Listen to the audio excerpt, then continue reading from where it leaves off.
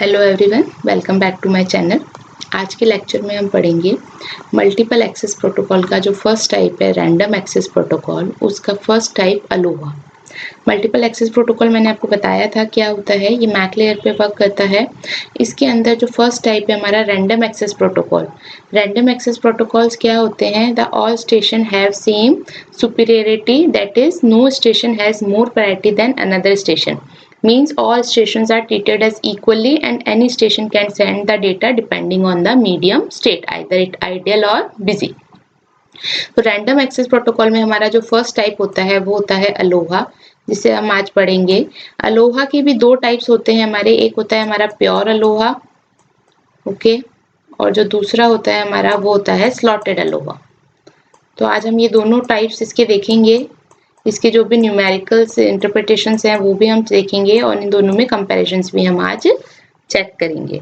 तो आइए स्टार्ट करते हैं। तो वीडियो स्टार्ट करने से पहले please like and subscribe my channel, okay, ताकि आपके आरपीएससी प्रोग्रामर की जो तैयारी है वो कंटिन्यू रहे और आपको अपडेट्स मिलती रहें हमारे लेक्चर्स के रिगार्डिंग। तो आइए स्टार्ट करते हैं हमारा फर्स्ट पॉइंट अलोहा। तो अलोहा स्टार्ट करने से पहले हम देख लें, हमने बताया था कि जो मल्टीपल एक्सेस प्रोटोकॉल्स हैं वो हम मैक लेयर पे यूज करते हैं। डेटा लिंक लेयर की सब लेयर होती है medium access control.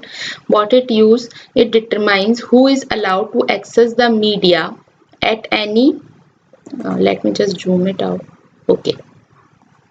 Now what MAC layer is, it determines who is allowed to access the media at any one time.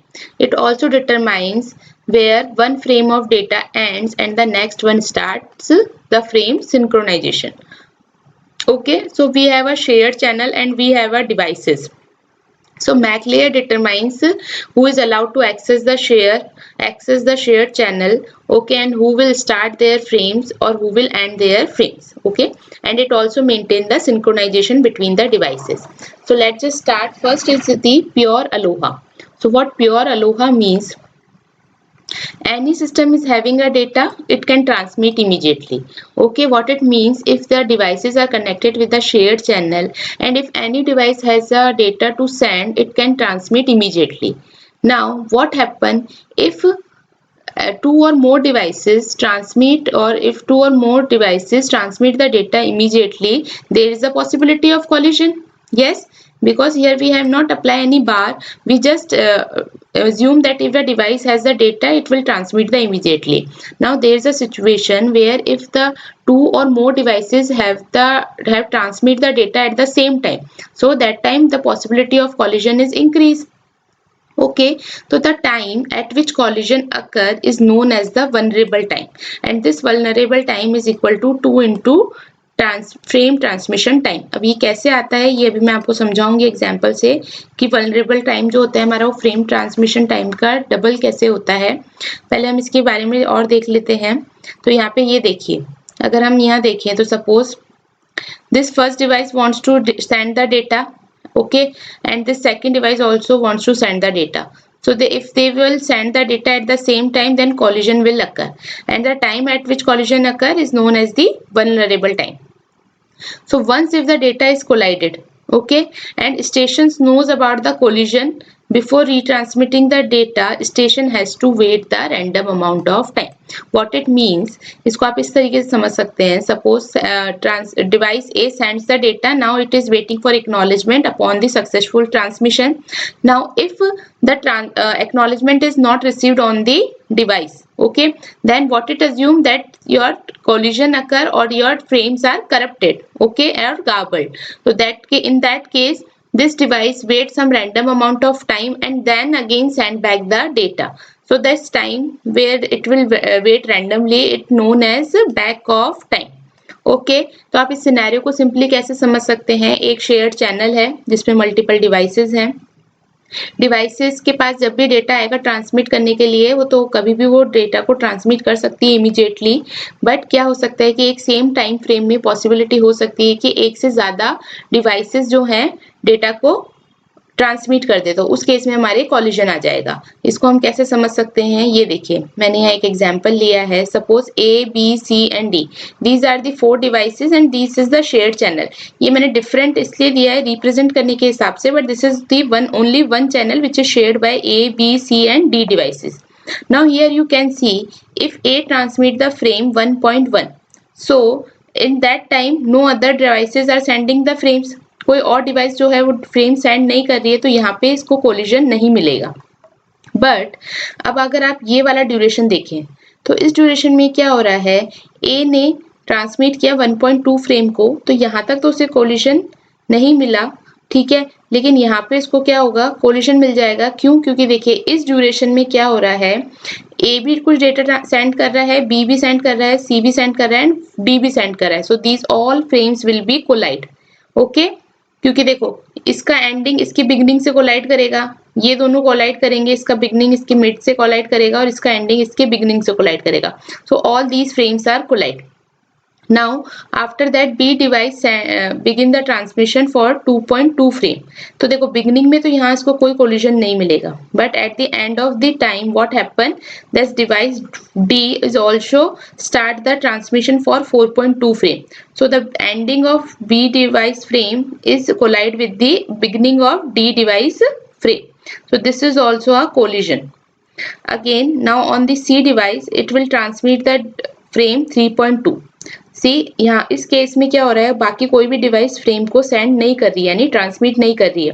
That means there is no collision happen. तो यहाँ पे हमें दो collision duration मिले, एक तो ये वाला और एक ये वाला। अब आप यहाँ पे अगर देखें तो कोलिजन जो होगा वो यूनिफॉर्म नहीं होता।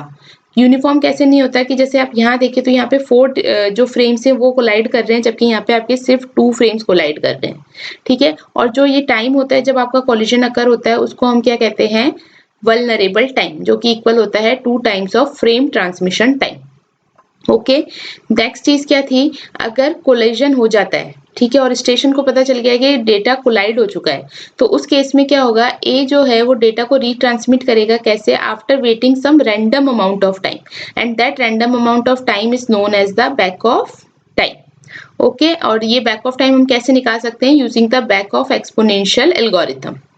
So if the station has waited a random amount of time and then the retransmitted, then sometime it is possible that your collision will be less. So this is the scenario for your pure aloha. Now what is vulnerable time here? Suppose this is the A frame, this is B frame and this is C frame.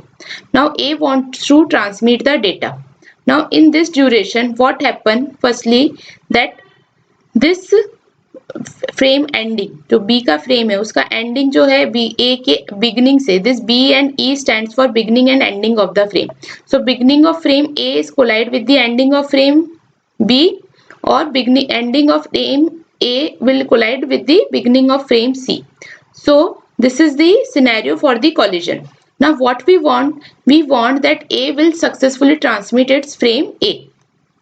तो अगर हमें ए को transmit कराना है तो उस case में हमें क्या चाहिए कि ये वाला जो ड्यूरेशन है, this frame transmission time plus उससे जस्ट पहले वाला जो फ्रेम ट्रांसमिशन टाइम है वो आपका आइडियल हो, ठीक है। तो उस केस में आप क्या कर सकते हो, उस केस में आप इसको सक्सेसफुली ट्रांसमिट करा सकते हो, और इसलिए हम क्या कहते हैं कि जो हमारा वल्नरेबल टाइम होता है वो क्या होता है, 2 times of frame transmission time. So this is your vulnerable time, 2 times of transmission of frame time. Okay, next अगर हम इसकी थ्रूपुट की बात करें तो इसका जो थ्रूपुट होता है वो होता है S is equal to G E power minus 2g। इसका देखो ये फॉर्मूला डेरिवेशन का कहीं नहीं आता है एग्जाम्स में, तो you just need to know कि what will be the throughput of pure ALOHA, it is S is equal to g exponential power of minus 2g। Okay, अब हमें यहाँ पे G क्या होता है, G is the number of station which to transmit in the same time. Obviously G आपका number of the station होगा जो कि ट्रांसमिट करना चाहते हैं सेम टाइम पे। इसी से तो हमें पता चलेगा कितना कोलिजन होगा, और जितना कोलिजन ज्यादा होगा उतना आपका थ्रूपुट कम होगा। और थ्रूपुट का डेफिनेशन हमें पता है क्या होती है, the data which is safely reached the destination. तो डेटा सेफली कब रीच नहीं कर पाएगा, जब आपकी कोलिजन की पॉसिबिलिटी आएगी। इसलिए हम यहाँ पे G कौन से वाले स्टेशन लेते हैं जो कि कोलिजन क्रिएट कर सकते हैं। अब यहाँ पे देखिए, अगर हमें निकालना है कि मैक्सिमम थ्रूपुट कितना होगा प्योर अलोहा में, तो उसके लिए हमें जी की वैल्यू फाइंड आउट करनी होगी। और अगर मैथमेटिक्स में आप लोगों ने पढ़ा हो तो हमें पता है कैसे हम, अगर हमें एस की मैक्सिमम वैल्यू निकालनी है तो हमें इसको क्या करना पड़ेगा, इसका डिफ्रेंशिएशन करना पड़ेगा विद रेस्पेक्ट टू जी। तो D of S by D of G is equal to, तो यहाँ पे क्या हो जाएगा, ई ऑफ -2g इधर आ जाएगा, माइनस, ये आपको पता है कि यहाँ पे पार्शियल डिफरेंशिएशन होता है। अगर आपको नहीं पता तो मैं बता देती हूँ कि हमें मैक्सिमम थ्रूपुट निकालना है तो उसके लिए हमें जी की वैल्यू फाइंड आउट करनी पड़ेगी, क्योंकि यहाँ पे एक जी ही वेरिएबल है जो कि अननोन है। तो इसे फाइंड आउट करने के लिए हम क्या करते हैं, एस को पार्शियली डिफरेंशिएट करते हैं विद रेस्पेक्ट टू जी। तो जब पार्शियल डिफरेंशिएशन करते हैं तो हम एक वैल्यू को कांस्टेंट और एक वैल्यू को वेरिएबल मानते हैं। तो पहले हमने जी को वेरिएबल माना, तो जी का डिफरेंशिएशन कितना हो जाएगा 1, and E power -2g as it is हो जाएगा। नेक्स्ट हम जब ई पावर -2g का लेंगे तो -2 पावर नीचे आ जाएगी, ठीक है, तो प्लस माइनस माइनस बन जाएगा, जी और ई की पावर -2g हो जाएगा। अब क्या करेंगे, इस स्टेटमेंट को हम इक्वल टू कर देंगे जीरो के इक्वल किया, इसको फिर आपने सॉल्व किया, ई पावर -2g कॉमन आ जाएगा, 1 -2g इधर आ जाएगा, ठीक है। तो यहाँ पे इक्वल टू जीरो करा गया तो इसकी वैल्यू आ जाएगी जी इक्वल टू हाफ। हालांकि देखो ये भी आपके एग्जाम्स में कभी नहीं आता है कि आपको से पार्शियल डिफरेंशिएशन पूछा गया है, बट ये मैं इसलिए बता रही हूँ ताकि आपको ऐसा नहीं लगे कि जी की वैल्यू हाफ एकदम से कैसे आ गई, हमने कैसे अज्यूम कर ली कि जी की वैल्यू हाफ पे आपका मैक्सिमम थ्रूपुट होगा। तो यहाँ पे कोई अजम्पशन नहीं किया है हमने एस को मैक्सिमाइज करने के लिए इसका पार्शियल डिफरेंशिएशन लिया है जी के रेस्पेक्ट में, क्योंकि यहाँ पे जी ही सिर्फ एक वेरिएबल है। इसकी वैल्यू को इक्वेट किया है जीरो के, और यहाँ से हमने जो जी की वैल्यू निकाली है वो वैल्यू कौन सी होगी जिसपे आपका थ्रूपुट क्या होगा, मैक्सिमम। तो आप जी की वैल्यू हाफ रखें इस इक्वेशन में, तो क्या आ जाएगा, जी इक्वल टू हाफ रखने पे ये आ जाएगी आपकी इक्वेशन, और इसको सॉल्व करेंगे तो हमें कितना वैल्यू मिलेगा, 0.184 परसेंटेज में निकाले, दैट मीन्स 18.4% आपका मैक्सिमम थ्रूपुट होगा प्योर अलोहा के केस में। अब 18.4% का क्या मतलब है, सपोज आप के 100 फ्रेम्स ट्रांसमिट होने हैं, तो out of 100 frames transmitted in a particular period of time only 18.4, this 18.4 percentage of frame means only 18 point frame will reach the destination and the remain suffers from the collision। तो इसको मैं आपको 100 frame के respect में बता रही हूँ कि सपोज आपको 100 फ्रेम्स भेजने हैं प्योर अलोहा में, है ना, तो क्योंकि इसका मैक्सिमम थ्रूपुट कितना है 18.4%। 18.4% का क्या मतलब है कि सिर्फ 18.4 फ्रेम्स ही जो है वो डेस्टिनेशन पे सक्सेसफुली पहुंच पाएंगे, उसके अलावा जो रिमेनिंग फ्रेम्स होंगे 81.6 frames they will suffer from the collision. Okay, so this is the point here. एक क्वेश्चन ले लेते हैं इसका ताकि आपको और इजीली क्लियर हो जाए। Suppose you have a bandwidth of 50 Mbps, mean in a second you will transmit 50 megabits. Now you have a throughput in pure ALOA, you need to find out how much bandwidth is suffering। इसका मतलब basically हमें वही बताना है कि कितने, जैसे यहाँ पे हमने देखा ना कि कितने फ्रेम सफर कर रहे हैं, तो यहाँ पे हमें बताना है कि कितनी बैंडविड्थ सफर कर रहेगी। तो हमें पता है कि थ्रूपुट कितना आता है प्योर अलोहा का 18.4, यानी कि इतना ही जो है फ्रेम्स जो है वो सक्सेसफुल ट्रांसमिट होंगे इतने परसेंटेज। तो ये 18.4% हम किसका निकाल देंगे, हमारे बैंडविड्थ का, क्योंकि बैंडविड्थ हमें क्या बताता है, मैक्सिमम कैपेबिलिटी। तो यहाँ से हमें पता चल जाएगा कि कितने जो बिट्स हैं वो आपके एक सेकंड में ट्रांसफर हो पा रही सक्सेसफुली। तो यहाँ से हमने 18.4% निकाला 50 Mbps का, तो सिंपली क्या हो जाएगा 18.4 इंटू 50 डिवाइडेड बाय 100। इस Mbps को मैं एज इट इज ही रहने दे रही हूँ, तो ये कितना आ जाएगा सॉल्व करने पे 9.2 Mbps। ओके, अब हमसे पूछा गया है कि कितनी बैंडविड्थ सफर कर रही है, तो हमारी टोटल बैंडविड्थ थी 50 और इसमें से सक्सेसफुली हो रही है हमारी 9.2, ठीक है, ट्रांसमिट। तो हमारी बाकी जो बचेगी बैंडविड्थ वो क्या करेगी, सफर करेगी कॉलिजन से। तो हम क्या कर देंगे 50 में से माइनस कर देंगे 9.2 Mbps को, तो we will get the answer 40.8, so this much of bandwidth will suffer from the collision। Okay, next जो हमारा टॉपिक होता है स्लॉटेड अलोहा। अब आप यहाँ पे अगर देखें तो कितना कम थ्रूपुट है, it's सिर्फ only 18.4%. Why? Because any device can transmit the data immediately whenever it wants to send the data. So the possibility of collision will be high. So to improve this efficiency of pure Aloha, we uses the slotted Aloha. So slotted Aloha was developed to improve the efficiency of pure Aloha. So how it will improve? Here the time of the shared channel is divided into the discrete time intervals, or we can say the slots. See, these time intervals are divided into a discrete time intervals. Okay, now sending of data is allowed at the beginning of this slot. देखो यहाँ पे ये point important है कि जो sending है वो सिर्फ बिगिनिंग पे अलाउ है, जबकि आपने यहाँ देखा था प्योर अलोहा में क्या हो रहा था कि कहीं से भी सेंडिंग स्टार्ट हो रही है, मिड से कहीं से भी। आपने यहाँ पे कुछ स्लॉट्स में आपने इनको डिवाइड नहीं किया है या डिफाइन नहीं किया है, तो आपकी जो सेंडिंग है फ्रेम्स की वो कहीं से भी स्टार्ट हो रही है। जबकि यहाँ पे आप क्या कह रहे हो, स्लॉटेड अलोहा में आपने शेयर डिवाइस के टाइम को डिस्क्रीट टाइम स्लॉट्स में डिवाइड किया है।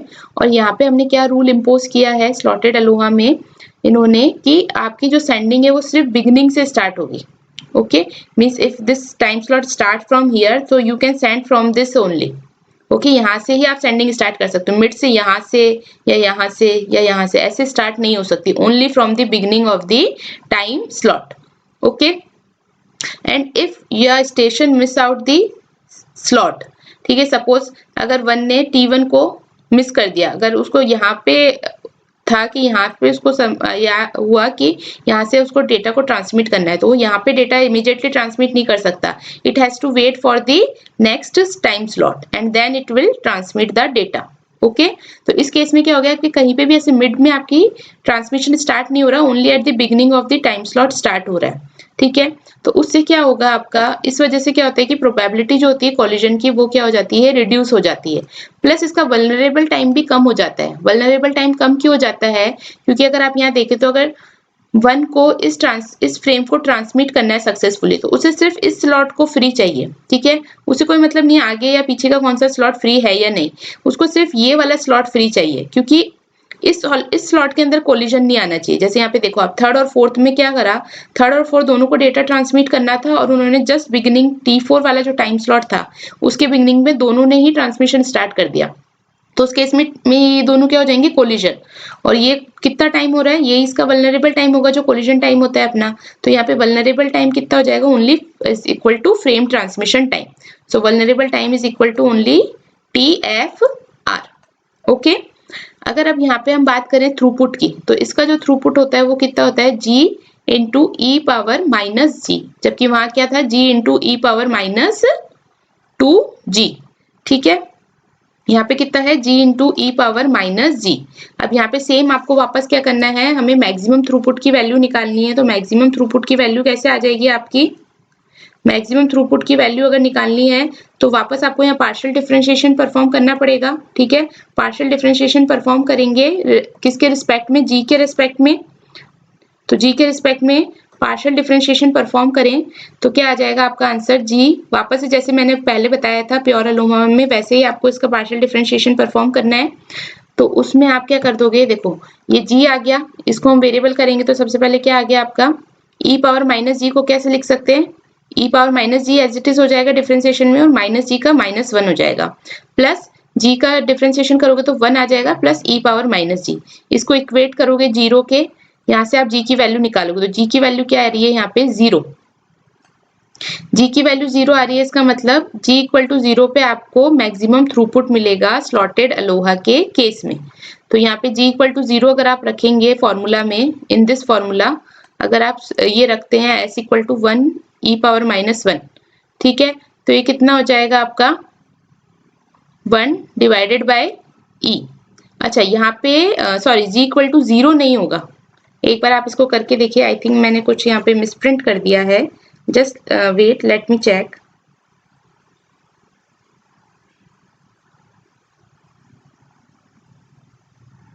just wait, okay। okay, I'm sorry for the miscorrection। यहाँ पे क्या होगा, यहाँ पे g is not 0, g is equal to 1। okay, let me correct it। it's just a mistake in calculation, so this is g is equal to 1। Okay, at g equal to 1 you will get the maximum throughput, जबकि यहाँ पे क्या था, at g equal to half you will get the maximum throughput. Okay, it's just a mistake, please correct it. Okay, this is g equal to 1। तो g equal to 1 अगर आप formula में रखेंगे तो यहाँ से आपको क्या मिल जाएगा, 1 बाय ई, और 1 बाई ई को अगर आप कैलकुलेटर पे सॉल्व करेंगे तो आपको मिलेगा 0.368 मीन्स 36.8%। तो अगर इसको भी हम उस रिस्पेक्ट में देखें तो out of 100 frames 36.8% frames will successfully transmit and remaining will suffer. Okay, so in slotted Aloha में आपको ये बात सबसे इंपॉर्टेंट चीज क्या है, data can be transmitted exactly at the starting of the slot. Okay, exactly at the starting of the slot only. Okay, तो ये फॉर्मूलाज आपके काम आते हैं न्यूमेरिकल सॉल्व करने में। अगर कोई एमसीक्यूज आते हैं तो उसमें भी आपके प्योर अलोहा और स्लॉटेड अलोहा के ये फॉर्मूलाज होते हैं जो आपको पता होने चाहिए। तो आइए स्लॉटेड अलोहा का भी ये क्वेश्चन देखते हैं। इन बैंडविड्थ, अगर बैंडविड्थ आपको दे रखी है 150 Mbps और मैक्सिमम थ्रूपुट आप निकाल सकते हैं स्लॉटेड अलोहा का, वो हमें पता है कितना होता है, 36.8% होता है बैंडविड्थ का, और बैंडविड्थ कितनी है 150 Mbps, तो 36.8% निकालिए 150 Mbps का, तो ये बन जाएगा फॉर्मूला। ओके, इसको सॉल्व करेंगे तो कितना आ रहा है 55.2। 55.2 का मतलब क्या हो गया, 55.2 Mbps। Okay, means this much of bits will successfully transmit. Okay, this is Mbps। तो बाकी कितनी बैंडविड्थ सफर करेगी, 150 minus 55.2 means 94.8 Mbps will suffer. एक क्वेश्चन और लेते हैं। सपोज अगर बैंडविड्थ है आपके पास 100 Mbps, ठीक है, तो उस केस में आपको निकालना है कि कितनी सफर करेगी। ठीक है, लेकिन यहाँ पे आप क्या यूज कर रहे हैं, हाफ। ठीक है, यहाँ पे जी की वैल्यू कितनी है, हाफ। ठीक है, तो उस केस में आपको निकालना है। यहाँ पे डायरेक्टली नहीं गिवन है कि भाई प्योर अलोहा है या स्लॉटेड अलोहा है, यहाँ पे आपको थ्रूपुट दे रखा है कि एस इज इक्वल टू कितना है, हाफ इंटू ई पावर -2। तो यहाँ से आप परसेंटेज निकालेंगे और इस परसेंटेज के केस में आप निकालेंगे। तो देखिए 30.26% है और 100 Mbps है ना, तो ये मैंने अभी आउट ऑफ 100 फ्रेम वाला बताया ही था, एज इट इज सेम हो जाएगा। मैक्सिमम थ्रूपुट का मतलब क्या हो जाएगा कि 100 Mbps में से कितनी स्पीड जाएगी आपकी, 30.26 Mbps जो होगी वो सक्सेसफुली रिसीव हो जाएगी। ठीक है, तो this will be the answer. Okay, so this is all about your pure Aloha and slotted Aloha. Next lecture में हम पढ़ेंगे CSA में और उसके जितने भी टाइप्स हैं उनको कवर करेंगे। तो आई होप आपको ये लेक्चर अच्छा लगा हो। प्लीज प्रैक्टिस कीजिए क्वेश्चंस की and please like and subscribe my channel. Thank you.